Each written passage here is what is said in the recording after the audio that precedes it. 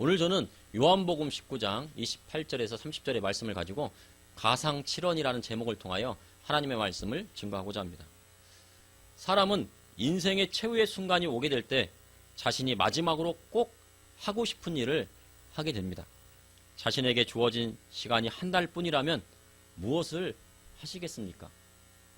이 질문의 마지막 시간을 대부분 가족과 시간을 보내고 싶다고 하였습니다. 그리고 가까운 친구들을 만나 그동안 하지 못했던 이야기를 나누고 싶다고 말을 합니다. 하지만 자신에게 남은 시간이 단 하루라면 멀리 떨어져 있는 가족을 만나기도 어렵고 갑작스럽게 친구를 만나려고 해도 만날 수 없는 것이 현실입니다. 믿음의 성도로 자신에게 죽음이 오기 전 24시간이 주어진다면 무엇을 하시겠습니까? 사람들은 대부분 전화를 이용해 가장 가까운 가족과 친척들에게 전화하고 친구들에게 전화할 것입니다. 전화가 여의치 않다면 종이에 세상을 떠나기 전 전하고 싶은 말을 써서 유언으로 남길 것입니다. 우리 주님은 성만찬을 베풀어 주신 그 밤에 겟세마네 동산에 올라 땀방울이 핏방울이 되도록 기도하셨습니다. 주님은 마지막 24시간을 남겨두고 하나님 아버지께 기도하셨습니다. 하나님의 아들 예수님마저도 십자가의 형벌은 아주 고통스럽고 치욕적인 형벌이었습니다. 그러나 주님은 아버지의 뜻대로 온 인류의 죄를 대속하시기 위해 십자가 지시기로 결정하셨습니다. 오늘 본문을 보니 예수님께서 십자가에 달려 돌아가시기 전 십자가에서 하신 가상 7원이 나옵니다. 십자가상에서 하신 7가지 말씀이 있습니다. 주님께서 고통 중에 말씀하신 가상 7원을 통해 고난 주간을 맞이하여 성도들이 깨달아야 할 것은 무엇인지 여러분과 함께 나누고자 합니다. 첫째, 주님의 가상 7원은 온 인류의 죄를 대속하시기 위한 주님의 뜻이 들어있습니다. 주님은 겟세마네 동산에서 기도를 마치시고 내려오실 때 가룟 유다의 배신으로 대제사장들과 백성들의 장로들에게 파송된 무리에게 잡혀 공회로 끌려가셨습니다. 그리고 그곳에 서게 되셨습니다.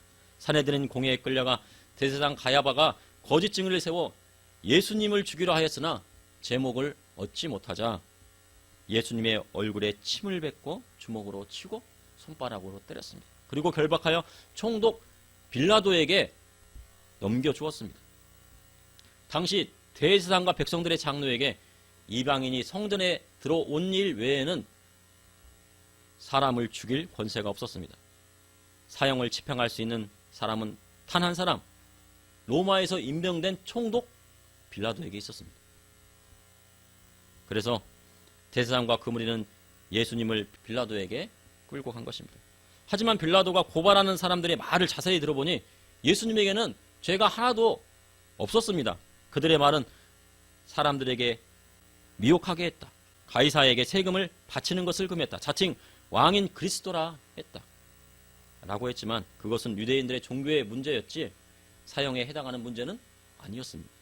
그래서 빌라도가 묘수를 찾아내게 되는데 그것이 바로 주님을 헤롯에게 보내는 것이었습니다. 빌라도는 예수님이 갈릴리 사람이니 당시 갈릴리를 관할하고 있는 헤롯에게로 넘겨 골치 아픈 일에서 빠져나오기를 바랬습니다.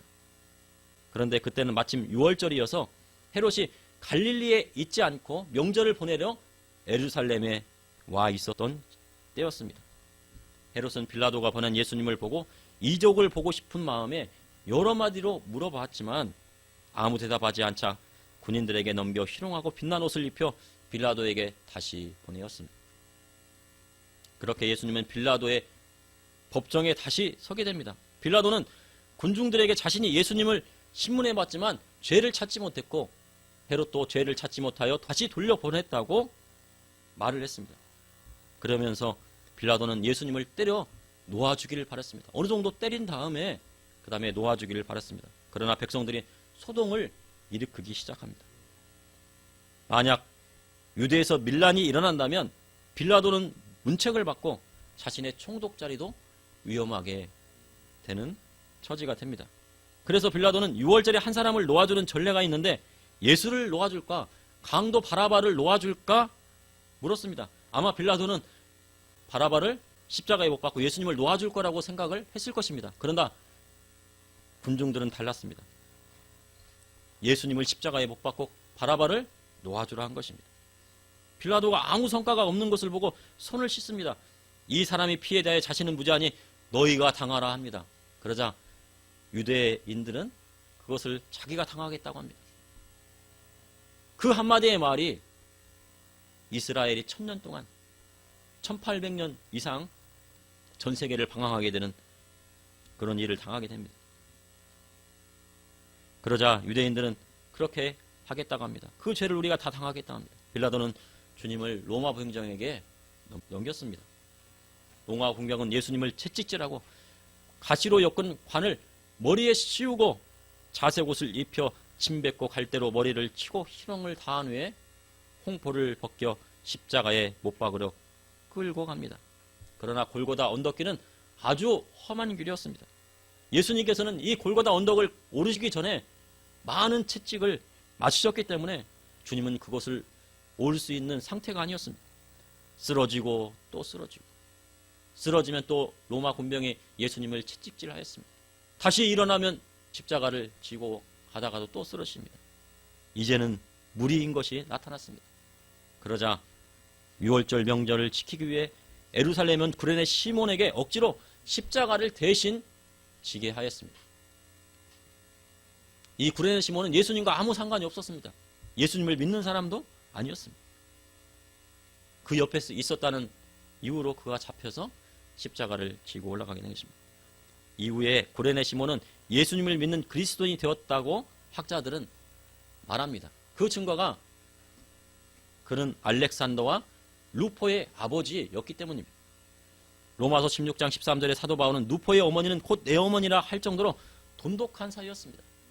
구레네 시몬은 억지로 예수님의 십자가를 대신 지셨지만 그 일로 그 온 집안이 예수님을 믿는 집안이 된 것입니다.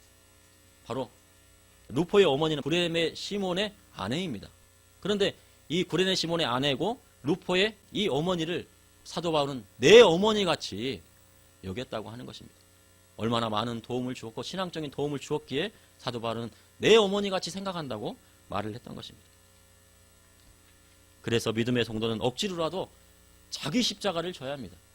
구레네 시몬이 억지로 십자가 졌듯이 억지로라도 자기 십자가를 지고 신앙생활을 하게 되면 우리 주님 그 가정의 은혜를 베풀어 주시는 것입니다. 주님 앞에 억지로 예배에 나오더라도 예배를 드려야 하는 것입니다. 주님의 말씀을 억지로라도 따라야 하는 것입니다. 그러면 주님께서 구레네 시몬에게 베풀어 주시는 은혜를 베풀어 주시는 것입니다. 당시의 십자가형은 아주 잔인한 형벌이었습니다. 죄수를 십자가에 못 박아 놓고 죽기를 기다리는 것입니다. 그러면 못 박은 곳이 찢어지면서 출혈이 생기 피가 나오게 됩니다. 그리고 지속적인 아픔을 겪게 됩니다. 나중에는 과다출혈로 죽게 되는 고통을 당합니다. 주님은 아무 죄가 없으심에도 우리의 죄를 씻기 위하여 십자가 지셨습니다. 이렇게 예수님께서 십자가에 달려 돌아가시기 전까지 주님이 하신 말씀이 바로 가상칠언입니다.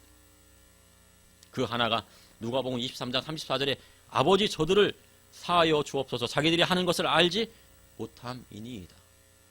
예수님은 아무 죄가 없으신 분이셨습니다. 빌라도와 헤롯조차도 예수님의 죄를 찾지 못해서 돌려보냈습니다. 그러나 유대인들의 민란이 일어날까 하여 예수님을 십자가에 내어준 것입니다. 주님은 하나님의 어린 양으로 온 인류의 죄를 대속하시기 위해 십자가상에서 제물이 되신 것입니다. 구약 성경의 레위기에 사람이 죄를 지으면 소나 양이나 염소를 잡아 그 피를 제단에 뿌리고 제단 위에서 불살라 태웠습니다. 그리고 죄를 사하여 주셨습니다. 이렇게 예수님은 속죄 제물인 동시에 속건 제물로 십자가에 달리신 것입니다. 아무 죄 없은 주님이 십자가에 달리셨지만 주님은 그들이 무지하여 자신을 십자가에 못 박았으니 용서하여 달라고 주님 기도하신 것입니다. 자신을 십자가에 못 박는 사람들을 위해서 기도하신 것입니다. 마태복음 5장 44절에 나는 너에게 이르노니 너희 원수를 사랑하며 너희를 박해하는 자를 위하여 기도하라 하셨습니다. 바로 십자가에 못 박는 자들이 어찌 보면 원수였고 그들이 박해하는 자들이었을 것입니다. 주님은 자신이 직접 하신 말씀을 그대로 지키셨습니다. 이 시대의 위대한 설교자는 누구입니까? 단 위에서 말 잘하는 설교자가 위대한 것이 아닙니다. 하나님 앞에 쓰임받는 설교자는 자신이 설교한 내용을 그대로 지키는 사람입니다. 그러니 자신도 지킬 수 없는 설교는 해서는 안 됩니다. 자신도 지키지 않는 것을 설교하는 것은 주님 앞에 오만한 것이 되는 것입니다. 그러나 설교자가 설교한 말씀 그대로 지킨다면 하나님의 능력이 그에게 임하는 것입니다. 말하는 것은 쉬운 것입니다. 그러나 말을 지키는 것은, 자기 신이 말하는 것을 지키는 것은 아주 어려운 것입니다. 그래서 믿음의 성도는 말과 행동이 일치해야 주님을 따르는 참된 성도가 되는 것입니다. 가상칠언의 두 번째는 누가복음 23장 43절에 내가 진실로 내게 이르노니 오늘 내가 나와 함께 낙원에 있으리라. 죄 없으신 예수님은 죄인들 가운데 달리셨습니다. 죄가 없으셨지만 죄인처럼 십자가에 달리신 것입니다.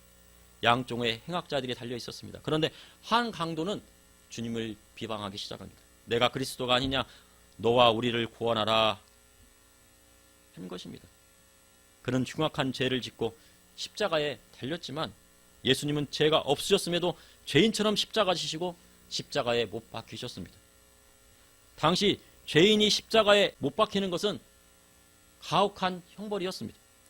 아무리 죄인일지라도 십자가에 못 박는다는 것은 가혹한 형벌이었습니다. 그러나 죄 없으신 님은 우리를 살리려 무거운 형벌의 십자가를 지시고 그 참혹한 십자가에 달리셨습니다.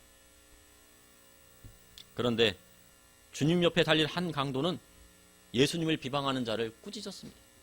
어떤 사람은 이 한 강도를 오른편에 달린 강도라고 하는데 왼편에 달렸는지 오른편에 달렸는지는 성경에 나오지 않습니다. 그래서 오른편에 달린 강도다, 자다, 우다 이렇게 하는 것은 적절하지는 않습니다. 그러나 주님 옆에 달린 한 강도는 예수님을 비방하는 자를 꾸짖었습니다. 그는 하나님을 두려워하는 사람이었습니다. 자신들은 그 행한 일로 상당한 보응을 받지만 예수님은 옳지 않은 것이 없다고 말합니다. 그러면서 예수여, 당신의 나라에 임하실 때 나를 기억하소서 하였습니다. 그 사람은 지금까지의 삶은 어찌 되었든지 간에 예수님 옆에 십자가에 달려 주님께 회개한 것입니다. 그러자 주님은 그에게 구원을 베풀어 주셨습니다. 내가 진실로 내게 이르노니 오늘 내가 나와 함께 낙원에 있으리라. 평생 예수님을 믿지 않던 사람일지라도 죽음의 순간 주님 앞에 회개하고 돌아오면 주님께서 그에게 구원을 베풀어 주시는 것입니다. 죽음의 순간에 예수님을 용접하면 그에게 구원을 허락해 주시는 분이 우리 주님이십니다. 이것이 바로 예수님이 우리에게 전해주시는 주님의 십자가의 사랑인 것입니다. 그러므로 주님의 가상치료는 온 인류의 죄를 대속하기 위한 그분의 뜻이 담겨 있는 것입니다. 둘째, 예수님의 가상치료에는 참 하나님과 참 사람으로 오신 주님의 모습이 다 들어있습니다. 바로 예수님의 신성과 인성이 바로 십자가 가상치료의 현장에서 볼 수 있다는 것입니다. 주님은 십자가 지시고 골고다 언덕 해골의 곳으로 나아가시고 십자가 위패에는 빌라도가 유대의 왕이라고 기록하라 했습니다. 군인들은 예수님의 겉옷뿐만 아니라 속옷마저도 취하했습니다. 예수님은 하나도 가져가신 것이 없습니다. 이 모든 것이 시편 22편 18절의 말씀을 응하게 하심이었습니다. 주님의 십자가 곁에는 그분을 따르던 많은 여인들이 지켜보고 있었습니다. 그래서 교회에서도 남자보다는 여자가 더 신앙심이 좋은 것입니다. 예수님의 십자가에 달린 그곳에 남자들은 다 도망가고 여인들만 울고 있었습니다. 그리고 그 곁에는 예수님의 어머니가 서 계셨습니다. 그리고 제자 한 명이 함께 하였습니다. 가룟 유다는 목매 죽고 베드로는 주님을 3번 부인하고 도망치고 나머지 제자들은 뿔뿔이 흩어져 도망쳤습니다. 그때 주님 자기 어머니께 말씀하셨습니다. 요한복음 19장 26절에 여자여 보소서 아들이니이다. 여자여 보소서 아들이니이다. 아들이 십자가 영을 받고 고통받고 있다면 그것을 보는 어머니의 심정은 찢어지는 것입니다. 아들이 십자가에 달려있다고 생각해 보십시오. 그 마음이 얼마나 찢어지겠습니까? 주님은 그 어머니를 여자라 하는데 예수님께서 어머니를 하대하신 것이 아닙니다. 당시 여자여라는 표현은 그분에 대한 존경을 뜻하는 것입니다. 여인에 대한 최대의 존경의 말이 여자여, 이렇게 말을 한 것입니다.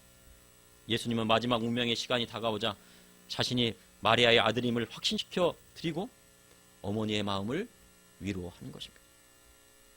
가장 인간적인 모습입니다. 예수님의 인성이 나옵니다. 우리는 그 인품을, 예수님의 그 인품을 받아야 되는 것입니다. 그 인품을 닮아야 예수님 닮는 것입니다. 예수님께서 하신 말씀 있습니다. 그것을 지키고 또 그리고 예수님께서 행했던 그 인품을 우리가 닮아가도록 노력해야 되는 것입니다. 이러한 처참한 모습일지라도, 자신의 모습이 처참하고 흉측할지라도 나는 당신의 아들이었음을 말씀하신 것입니다. 그리고 옆에 있는 제자에게 보라, 내 어머니라 하셨습니다. 예수님께는 형제들이 있었지만 그들은 아직 주님을 믿지 않았던 것 같습니다. 그러니 예수님의 어머니 마리아에 대한 책임을 사도 요한에게 맡겨주셨습니다. 그래서 사도 요한은 끝까지 순교하지 않고 예수님의 어머니 마리아를 봉양한 것입니다. 주님은 마태복음에서 고르반 선교를 통해 내 부모를 공경하라 말씀하셨습니다. 그리고 그 말씀을 지키지 않고 있던 바리새인들을 심히 책망하셨습니다. 그래서 십자가상에서도 주님은 하나님 아버지의 말씀에 철저히 순종하시기 위해 마지막까지 아들로서의 본분을 다 하신 것입니다. 마태복음 27장 45절에서 46절에 제6시로부터 온 땅에 어둠이 임하여 제9시까지 계속되더니 제9시쯤에 예수께서 크게 소리질러 이르시되 엘리 엘리 라마 사박다니 하시니 이는 곧 나의 하나님 어찌하여 나를 버리셨나이까 하는 뜻이라. 이곳에 예수님의 네 번째 가상칠언이 나옵니다. 주님이 십자가에 달린 시간에 대해서는 많은 논쟁들이 있습니다. 유대인의 시간을 지켰다. 로마식 시간을 지켰다. 그러나 일반적으로 예수님께서 빌라도에게 우리 시간으로 새벽 6시에 신문을 받으시고 아침 9시에 십자가에 달리셔서 오후 3시에 운명하셨다는 의견이 지지를 받고 있습니다. 그러니 제6시는 유대의 정오를 나타냅니다. 태양이 가장 뜨거울 때 주님은 고통을 이기지 못하고 소리를 치신 것입니다. 엘리 엘리 라마 사박다니. 엘리는 헬라식 표현으로 나의 하나님이라는 뜻입니다. 나의 하나님, 나의 하나님. 주님은 십자가에서 얼마나 고통스러우셨는지 하나님 아버지를 부르신 것입니다. 자식이 가장 속상할 때는 아버지에게 인정받지 못할 때라고 합니다. 비록 못난 자식이라도 아버지에게 칭찬을 받으면 기가 삽니다. 그러나 재능 있는 아들이라도 아버지에게 인정받지 못하면 못난 아들보다도 더 못한 것이 바로 자식의 마음입니다. 그런데 우리 주님은 하나님 아버지께 버림받는 고통을 당했습니다.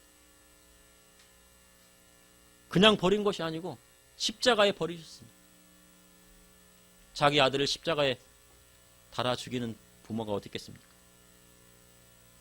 바로 하나님의 마음도 찢어지고 바로 하나님의 아들이신 예수님의 마음도 찢어진 것입니다. 왜 우리 주님 하나님 아버지께 버림을 받았습니까?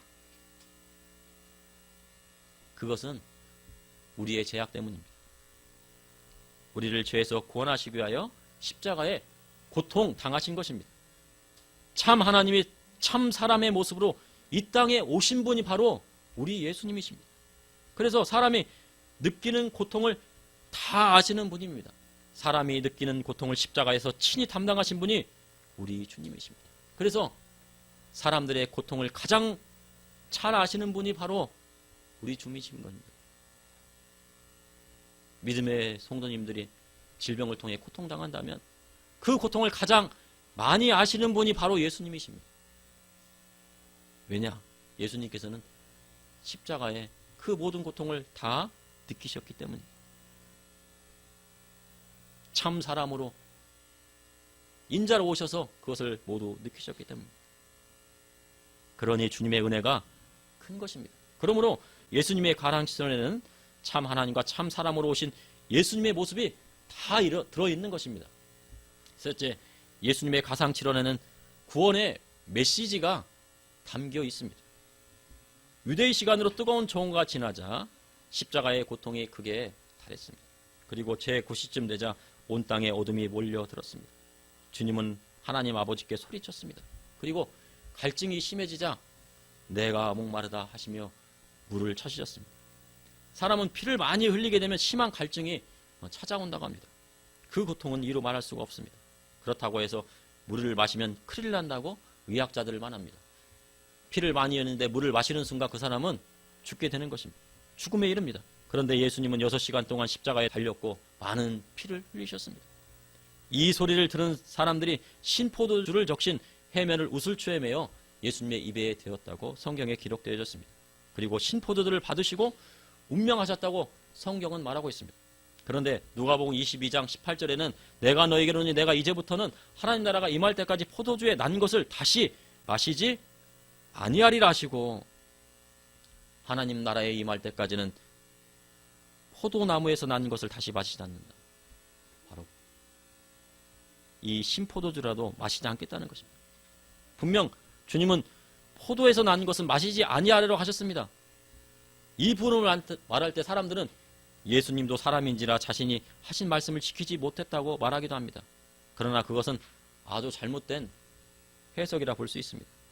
이는 해석상의 문제에서 오는 오류입니다. 원어 성경을 보면 신포도주라기보다는 초와 같다고 할 수 있습니다. 우리가 말한다고 하면 식초와 같은 것입니다. 그 당시에는 초에 모략을 섞어 마취제로 사용했다고 합니다. 주님은 초를 드신 것이지 포도주를 입에 대신 것이 아니었습니다. 사람들은 성경에 나오는 말씀의 가치를 잘못된 해석으로 폄하하려는 경향이 있습니다. 그리고 그것을 통해 우리의 신앙을 흔들려 합니다. 그래서 우리는 원어 성경을 봐야 합니다. 한글 성경을 보았다면 영어 성경을 보고, 영어 성경을 보았다면 킹 제임스 성경을 보고, 킹 제임스 성경을 보았다고 하면은 헬라어 성경을 보고, 그리고 라틴어 성경을 보고, 그리고 히브리어 성경을 보게 되면 원문에 가까운 해석이 나오게 되는 것입니다. 이제 마지막 하신 두 말씀이 있습니다. 다 이루었다. 이는 헬라식 테텔레스타이로 온전히 이루었다라는 뜻입니다. 자신을 보내신 하나님 아버지의 뜻을 온전히 이루었다. 온전히 순종하였다는 뜻입니다. 이는 하나님 아버지의 뜻에 완전히 순종하셨음을 나타낸 것입니다. 우리 주님 하나님의 뜻에 죽기까지 순종하신 것입니다. 그래서 예수님의 제자된 우리도 자기 십자가 지고 주님을 따라야 하는 것입니다. 누가복음 23장 44절에서 46절에 때가 제6시쯤 되어 해가 빛을 잃고 온 땅에 어둠이 임하여 제9시까지 계속되어 성소의 휘장이 한가운데까지 찢어지더라. 예수께서 큰 소리로 불러 이르시되 아버지 내 영을 아버지 손에 부탁하나이다 하고 이 말씀을 하신 후에 숨지시니라. 주님께서 마지막 가상치를 하시기 전 성소의 휘장 한가운데가 찢어졌습니다. 가운데가 찢어졌다. 또 어떤 성경에는 위에서부터 아래로 찢어졌다. 성소의 휘장이라 하면 성전 안에 성소와 지성 사이를 구분하기 위해 쳐놓은 휘장입니다. 이 휘장을 지나야 하나님이 계신 시은자가 있는 지성소로 들어갈 수가 있습니다. 이 시은자라고 하는 것은 언약의 개입니다. 언약의 개를 시은자라고 하는데 이런 스랍들이 있어. 천사 스랍들이 있습니다. 이 언약의 개가 있고 이렇게 스랍들이 있으면 이 조그마한 이 자리가 바로 시은자인데 이곳에 하나님이 임재하셨습니다. 구약 성경에. 그래서 이 언약궤를 통해서 이 위에 불기둥과 구름기둥이 쫙 오게 돼서 성전이 옮길 때는 이 불기둥과 구름기둥도 따라간 것입니다. 바로 하나님의 임재가 있었던 것입니다. 그러나 그것은 아무나 들어갈 수 없습니다. 딱 한 번, 1년에 한 번 대제사장이 대속죄일에 들어가서 제사장과 온 백성들 위해서 이 피를 뿌렸습니다. 그런데 그 휘장이 둘로 갈라진 것입니다. 바로 대제사장만 들어갈 수 있었는데 그곳이 휘장이 갈라졌습니다. 그래서 하나님과 사람 사이에 막혔던 담이 허물어진 게 된 것입니다. 우리가 교회에서 보면은 여기에 휘장이 있습니다. 그것은 바로 예수 그리스도의 십자가의 공로 때문입니다. 그래서 예수님을 믿는 자는 주님의 십자가의 공로를 힘입어 담대히 지성소로 나아가 하나님을 뵐 수 있게 된 것입니다. 그래서 예수님의 이름으로 하나님 앞에 기도하면 모든 것이 응답받게 되는 역사가 일어나는 것입니다. 바로 누구의 이름으로 응답받습니까? 바로 예수의 이름으로, 예수님의 십자가의 보혈의 피로 응답받게 되는 것입니다. 그러니 우리를 위하여 십자가 진 예수님의 공로가 큰 것입니다. 주님께서 십자가 지심으로 저주받은 자에서 하나님의 축복을 받은 자로, 어둠에 속한 자에서 빛에 속한 하나님의 자녀로 바뀌었습니다. 또한 지옥으로 갈 수밖에 없는 자에서 하나님의 유업을 받게 되는 상속자로, 그리고 천국 백성으로 바뀌게 된 것입니다. 바로 그 사건이 바로 오늘 말씀드린 십자가 사건입니다. 이 십자가 사건을 통하여 이 모든 것들이 변하게 된 것입니다. 그러니 가상칠언에는 예수님께서 우리에게 말씀하시는 구원의 메시지가 담겨 있는 것입니다. 이제 다음 주부터는 사회적 거리두기가 도입된 지 2년 1개월 만에 전면 해제된다고 합니다. 그리고 사적 모임 인원 제한도 없어지고 25일부터는 영화관이나 종교시설에도 음식을 섭취할 수 있다고 합니다. 또한 종교시설의 인원 제한도 없어진다고 합니다. 이제 일상으로 돌아가야 할 때입니다. 저는 아까 이렇게 오다가 생각하니까 오늘 음식을 먹나 다음 주에 먹나 뭐가 차이가 있을까라는 생각이 들었습니다. 그런데 아직 중국은 상해 2,500만 명이라는 사람이 격리가 돼가지고 집 밖으로 못 나온다고 합니다. 우리나라와 중국은 다른 것일까요? 제 생각에는 중국은 통제받고 있습니다. 그들의 생각과 자유가 통제받는다고 생각할 수가 있습니다. 2년 동안 부활절 예배를 못 드리게 하더니 이제 정권이 교체될 시점이 이제 되자 부활절 예배 드리고 일상으로 돌아가게 되었습니다. 여러분이 승리하셨습니다. 2년 동안 하나님 앞에 예배 드린 여러분이 주님 안에서 승리하셨습니다. 믿음의 성도는 지난 2년을 돌이켜 봐야 합니다. 그리고 이번 부활절 예배를 감사함으로 하나님 앞에 드려야 합니다. 승리를 주신 우리 하나님 앞에 드려야 합니다. 그리고 종교의 자유가 얼마나 중요한지, 통제받고 억압받는 것이 얼마나 고통스러운 것인지 마음에 깊이 새겨야 합니다. 이번 부활절을 통해 고난의 시간을 지나 새로운 시대를 허락하신 우리 하나님 아버지의 은혜에 감사해야 할 때입니다. 그런 건 생각하면 안 됩니다. 지난 2년 동안 누구는 예배 드렸고 누구는 예배 안 드렸지, 이런 거 비교할 필요 없습니다. 다 같은 형제 자매입니다. 이제 하나님 앞에 모두 다 부활절 예배에 나와 예배를 드려야 합니다. 그러므로 주님의 가상칠언은 온 인류의 죄를 대속하시기 위한 주님의 뜻이 들어있습니다. 그리고 예수님의 가상칠언에는 참 하나님과 참 사람으로 오신 주님의 모습이 들어있습니다. 또한 가상칠언은 예수님께서 십자가에서 말씀하신 구원의 메시지가 담겨 있는 것입니다. 잠시 기도하시겠습니다. 사랑의 하나님, 오늘 공안 한 주간을 맞이하여 주님의 그 십자가 지심을 생각해 보았습니다. 그리고 십자가상에서 말씀하신 7가지 말씀을 생각하였습니다. 주님, 그곳 안에 주님의 사랑이 있음을 우리가 깨달았사오니 주여 그 사랑 가지고 세상에 빛과 소금의 역할을 다할 수 있는 주님의 제대된 삶을 살 수 있도록 인도하여 주시옵소서. 그리고 올해 또한 부활절 예배는 주님 앞에 온전히 드릴 수 있도록 하여 주시니 감사합니다. 아버지 하나님, 더욱더 하나님 앞에 예배 드릴 수 있는 자유를 허락하여 주셨사오니 더욱더 소리 높여 예배 드리고 찬양하고 기도할 수 있도록 인도하여 주시고, 흩어졌던 모든 성도님들이 다시 모아 주님 앞에 예배 드릴 수 있도록 인도하여 주시옵소서. 또한 그리고 밖에 나아가 전도할 수 있도록 인도하여 주셔서 지금까지 하지 못했던 것 다 할 수 있도록 주님 인도하여 주시옵소서. 주님 감사합니다. 또한 질병으로 고통받고 있는 성도님들이 있습니까? 예수님의 피 묻은 손으로 안수하여 주셔서 낫게 하시고 치료케 하여 주시고 인도하여 주시옵소서. 예수님 여러분을 기옵나이다. 아멘.